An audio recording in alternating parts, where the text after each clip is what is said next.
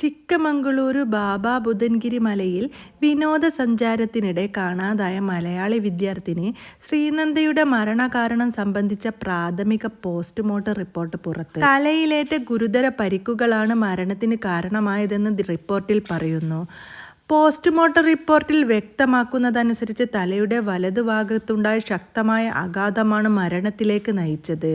ശരീരമാസകലം ഗുരുതര പരിക്കുകൾ ഉണ്ടായിരുന്നുവെന്നും പല അസ്ഥികളും ഒടിഞ്ഞ നിലയിലായിരുന്നുവെന്നും കണ്ടെത്തി. എന്നാൽ കുട്ടി ധരിച്ചിരുന്ന വസ്ത്രത്തിൽ ഏറെ കേടുപാടുകളൊന്നുമില്ലാതെ തന്നെയായിരുന്നതായി റിപ്പോർട്ടിൽ പറയുന്നു. ശ്രീനന്ദയെ അവസാനമായി കണ്ട സ്ഥലവും മൃതദേഹം കണ്ടെത്തിയ സ്ഥലവും തമ്മിലുള്ള പ്രദേശങ്ങൾ അന്വേഷണ സംഘം വിശദമായി പരിശോധിച്ചു. അവസാനമായി കണ്ട സ്ഥലത്തുനിന്ന് മുകളിലോട്ട് പെൺകുട്ടി നീങ്ങിയതെന്ന സൂചനയാണ് ലഭിച്ചത്. സുരക്ഷാവേലിക്ക് പുറത്തുള്ള അപകട സാധ്യതയുള്ള പ്രദേശത്തേക്കാണ് ശ്രീനന്ദ എത്തിയതെന്നാണ് നിഗമനം. അതേസമയം മറ്റാരുടെയെങ്കിലും ആക്രമണമോ ദുരുദ്ദേശപരമായ ഇടപെടലോ ഉണ്ടായതിൻ്റെ തെളിവുകൾ കണ്ടെത്താനായിട്ടില്ല.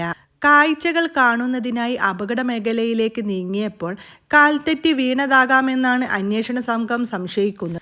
മൃതശരീരം ഏറെ ശ്രമത്തിനൊടുവിലാണ് മലമടയിൽ നിന്നും പുറത്തെടുത്തത്. തുടർന്ന് ചിക്കമംഗളൂരു താലൂക്ക് ആശുപത്രിയിൽ പോസ്റ്റ്മോർട്ടം നടത്തിയ ശേഷം മൃതദേഹം ബന്ധുക്കൾക്ക് വിട്ടു നൽകി. പാലക്കാട് കടമ്പയിപ്പുറത്തെ വീട്ടിലെത്തിച്ച് മൃതദേഹത്തിന് സംസ്കാരം പിന്നീട് നടത്തി.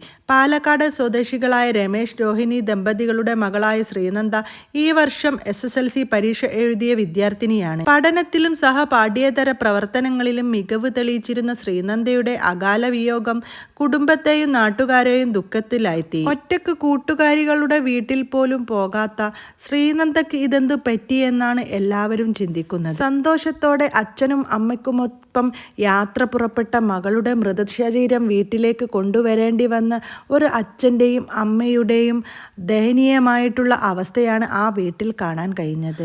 ആ ഒരു കാഴ്ച ആർക്കും കണ്ടു നിൽക്കാൻ സാധിക്കാത്തതായിരുന്നു.